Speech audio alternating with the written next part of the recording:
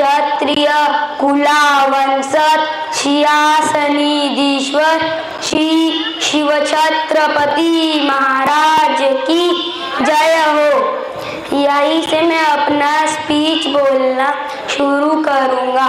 शिवाजी महाराज एक महान राजा थे और वह स्वराज्य के संस्थापक भी थे। उनका जन्म 19 फरवरी 1630 को शिवनेरी के दुर्ग में हुआ था और उनकी पत्नी का नाम सईबाई था और उनके बेटे का नाम संभाजी राजे था। आशिका उके हैं और आज मैं माता रमाई के बारे में 2 शब्द बताने वाली हूँ। यह एक बार की बात है जब बाबा साहेब विदेश में पढ़ने के लिए गए थे, तब माता रमाई को पहले से पता चल चुका था कि बाबा साहेब विदेश से भारत लौट रहे हैं। तब माता रमाई ने सोचा कि मेरे बाबा वहां से आ रहे हैं और उनका तब वहां से आने के बाद सम्मान भी होने वाला था। तब माता रमाई ने सोचा कि बाबा साहेब आएंगे तो उनको देखने के लिए, उनका सम्मान देखने के लिए मैं वहां पे जाऊंगी। तो माता रमाई अपने घर के काम जल्दी जल्दी करने लगी। फिर घर के काम जब उसके खत्म हुए तब वह अपने पेटी के पास गई। उन्होंने अपनी पेटी खोली और वहां से एक साड़ी निकाली। वह साड़ी उन्होंने जब खोली तब वह चारों ओर से फटी हुई थी।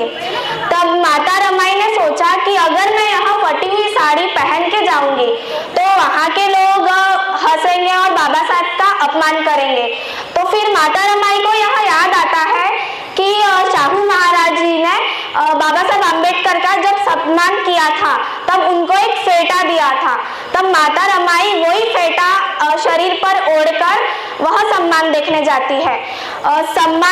जिनका सम्मान होने वाला रहता है उनकी बीवियां कभी भी सामने बैठती है, पर माता रमाई सामने नहीं बैठती, वह पीछे भी नहीं बैठती। वह दूर खड़े एक झाड़ के पीछे खड़े रहकर चुपके से अपने साहब का सम्मान देख रही रहती है। तब स्टेज पर खड़े बाबा साहब की जब बाबा साहब सम्मान दे रहे थे तब बाबा साहब की नजरें दूर से ही माता रमाई पर पड़ गई। तब बाबा साहब स्टेज से उतरे और वह रमाई के पास गए। उन्होंने रमाई से कहा, रमा, मैं बहुत अभाग्यवती हूँ जो तुम्हें एक अच्छी साड़ी भी नहीं पहना पाया। तो माता रमाई बोलती है, साहब आपने मुझे इतना सब कुछ दिया है। तब बाबा साहब रमाई से बोलते हैं कि रमा, मांगो, तुम्हें जो मांगना है। तब माता रमाई बोलती है कि अगर मैं तुम्हें जो मांगूंगी क्या आप मुझे वो देंगे? तो बाबा साहब बोलते हैं हाँ तुम मांगो। तो माता रमाई बोलती है कि मुझे आप ऐसा कुछ करिए जिससे भारत की हर स्त्रियां, हर महिलाओं को अच्छे कपड़े पहनने का अधिकार मिले, अच्छी साड़ियां पहनने का अधिकार मिले और गहने वगैरह का। तो बाबा साहब हंसते हुए बोलते हैं कि अरे मुझे तो लगा कि तुम अच्छी अच्छी साड़ियां मांगूंगी, गहने मांगूंगी। तो बाबा साहब बोलते हैं नहीं, मेरा तो असली गहना आप ही है। ऐसे ही माता रमाई और बाबा साहब के 4 बच्चों की मृत्यु हुई। उनमें से जो लास्ट वाला था, मतलब जो 4th वाला था, तब की बात है जब बाबा साहब लंदन में गोलमेज परिषद में उनका एक भाषण था दलितों के उन्नति के बदल में। तब बाबा साहब जा रहे थे तो बाबा साहब का जो बड़ा भाई था वो बाबा साहब के पास आया और बोला, भीमा तू क्यों जा रहा है? वहां पे तेरा बेटा मरा हुआ है और तू वहां पे लंदन में जा रहा है। तो बाबा साहब बोलते हैं अगर मैं यहाँ पे रुका मेरे मरे हुए बच्चे के पास तो मेरा वो मरा हुआ बच्चा तो वापस जिंदा नहीं होगा। इससे अच्छा मैं वहां पे चला जाऊं और मेरे करोड़ों लाखों बच्चों को मरने से बचाओ।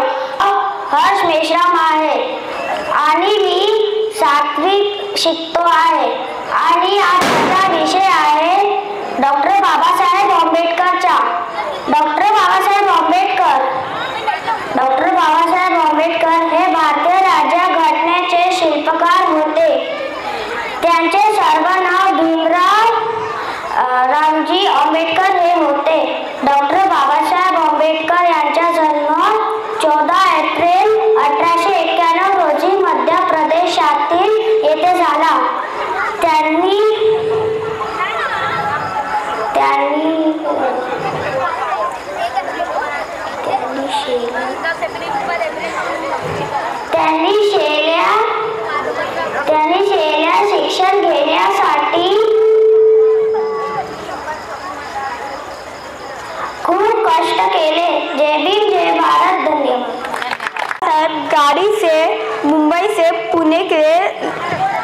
रहे थे। तब उनको जोर से प्यास लगी, तो वो पनवेल के नाके पास पानी पीने के लिए रुके। उन्होंने होटल वालों से पीने के लिए पानी मांगा, लेकिन होटल वालों ने उनसे पीने के पानी के लिए सख्त इनकार कर दिया और उनका अपमान किया। ये सब वहाँ पास में ही खड़े सोनबा एले नाम के व्यक्ति खड़ा सुन रहा था।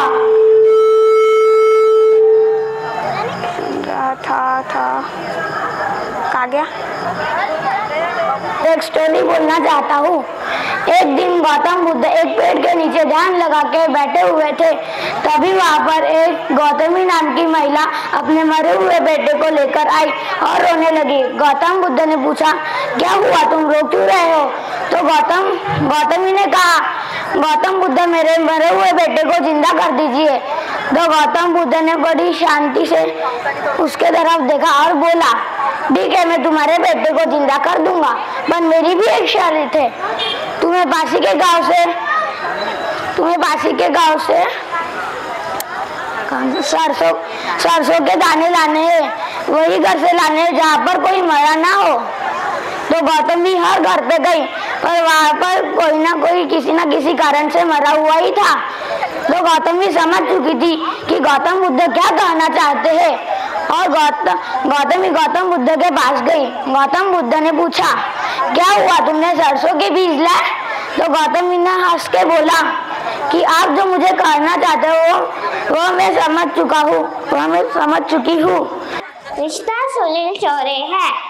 आज मैं एक कविता बताने वाली हूँ। उसका नाम है तोड़ो नहीं जोड़ो। किसी गांव में एक डाकू रहता था। वो लोगों को मार देता था और उनकी उंगलियों की माला बनाकर पहनता था। एक दिन इसलिए उसका नाम अंगुलीमाल पड़ गया था। एक दिन बुद्ध उसी गांव में उपदेश देने आए। लोगों ने महात्मा बुद्ध को गांव में ना ठहरने से मना किया।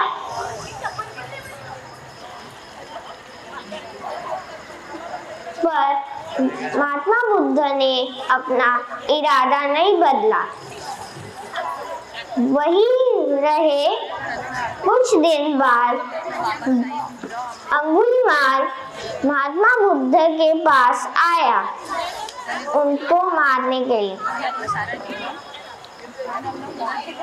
बुद्ध ने उसका मुस्कुराकर स्वागत किया। अंगुलीमाल को यह देखकर आश्चर्य हुआ। बुद्ध बोले, क्यों भाई, सामने के पेड़ से 4 पत्ते तोड़ लाओगे? बुद्ध अंगुलीमाल बोला, अंगुलीमाल के लिए क्या मुश्किल था। वह तुरंत गया और पत्ते तोड़ लाया। बुद्ध बोले, एक और काम कर दो, जहाँ से ये पत्ते तोड़ लाए हो वही जोड़ दो। पर अंगुलीमाल कहा, टूटी हुई चीज कभी जुड़ती है? बुद्ध बोले, जब तुम्हें पता है कि टूटी हुई चीज कभी जुड़ती नहीं तो तोड़ने का काम क्यों करते हो? उस समय से अंगुलीमाल वो बुरे काम छोड़कर बुद्ध के शरण में आ गया। धन्यवाद। प्रकट करता हूँ। आज यहाँ डॉक्टर बाबा साहब आम्बेडकर की 133वीं जयंती मना रहे हैं। उन्होंने शिक्षा प्राप्त करो, संगठित रहो, संघर्ष करो कहा है। बाबा साहेब ने बताए गए रास्ते पर चलकर हम अपनी राह आसान बनाना चाहिए। उन्होंने कहा, मैंने यह जो समाज रूपी रथ यहाँ तक लाया उसको पीछे मत लाना, आगे लेकर जाना है और अपनी समाज और अपनी प्रगति करना चाहिए। हमें संविधान देकर सभी भारतीयों को एक संग बांध कर रखा है।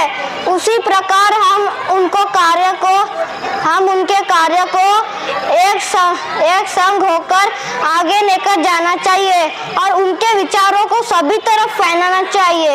यही आज मैं यहाँ बताना चाहता हूँ और मेरे 2 शब्द समाप्त करता हूँ। धन्यवाद। जय भीम। 1981 में मध्य प्रदेश के महू महार परिवार में हुआ था। इन दिनों उस जाति को निचली जाति माना जाता था। भारत रत्न बाबा साहेब डॉक्टर भीमराव अंबेडकर दलितों के महान नेता थे। उन्होंने अपना सारा जीवन दलितों की सेवा में लगा दिया। उन्होंने सिर्फ एक ही बात की, समानता, चाहे फिर मनुष्य जाति पर हो या फिर कानून के समक्ष समानता हो। बाबा साहेब अम्बेडकर इतने पढ़े लिखे थे कि उन्होंने अपने माँ बाप का नाम ऊंचा किया और साथ इस दुनिया का नाम भी। हम उनकी तरह नहीं, लेकिन हम एक अच्छे इंसान तो बन सकते हैं। Thank you.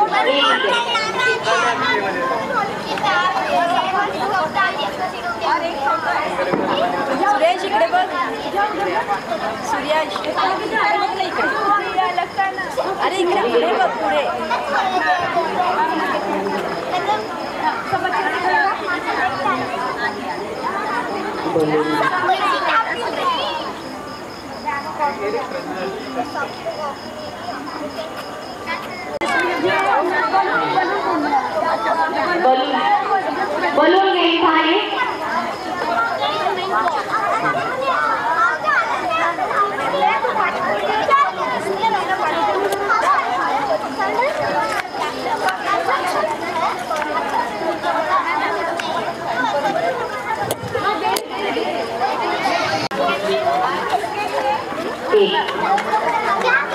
प्रथमेश बंगाले बोतल।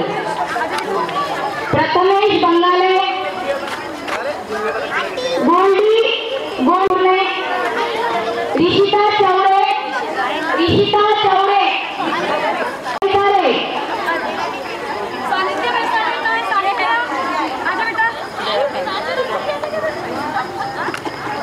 ये सभी बच्चे पेंसिल कॉम्पिटिशन में इन सभी ने पार्टिसिपेट किया था।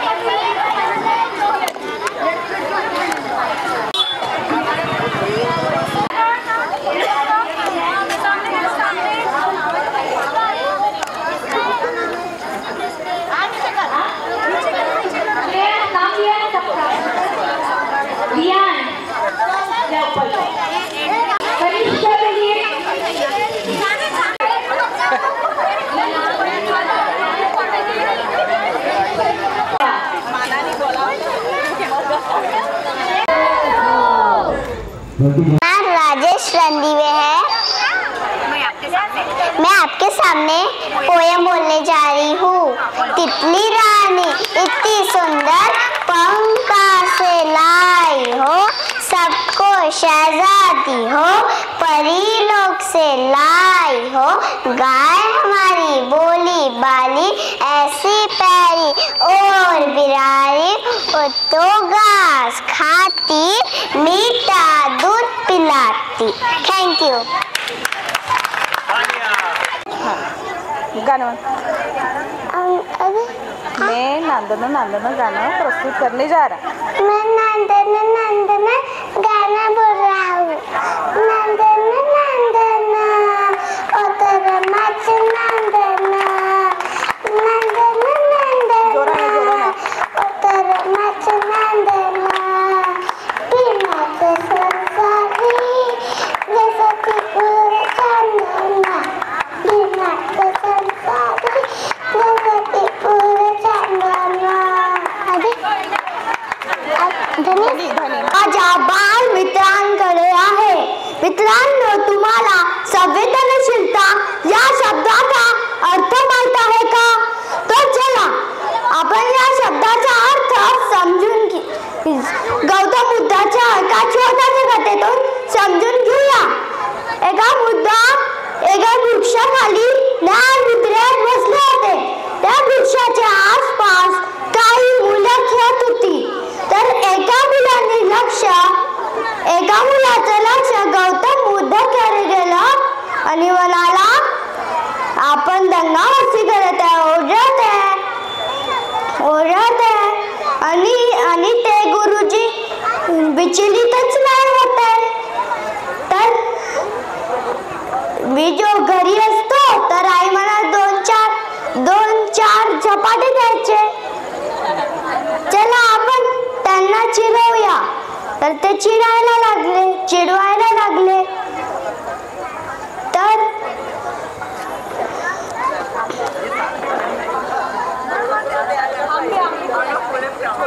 तर एका मुलाचे लक्ष वृक्षावरती गेलं आणि त्यांनी म्हटलं, वा, इकडे खूप सारे आंबे आहेत, चला आपण त्याला तोडूया, आपण त्याला पाडूया। तर पाडू लागले। तर एक दगड गौतम बुद्धाच्या कपाळावर लागला। तर मग सर्गे जायला लागले आणि त्यांच्या डोळ्यावर मैं आपके सामने गाना गा रही हूँ। मेरा नाम है पाही मेंढे, मैं आपके सामने गाना गाने आ रही हूँ।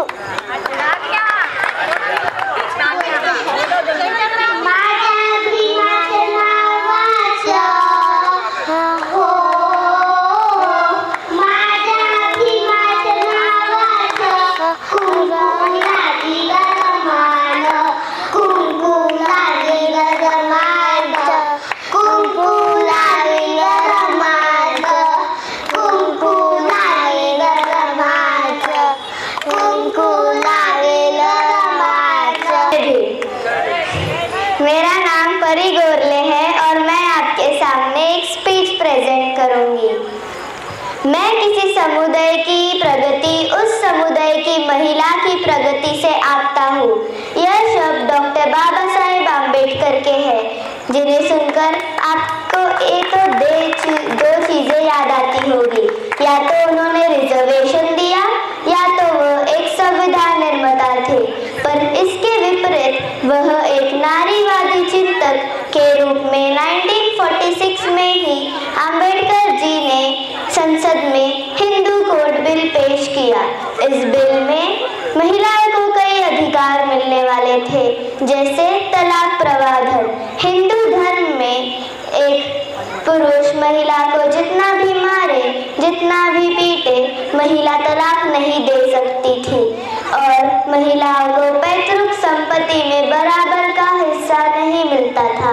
इस बिल में इनको यह सारे अधिकार मिलने वाले थे।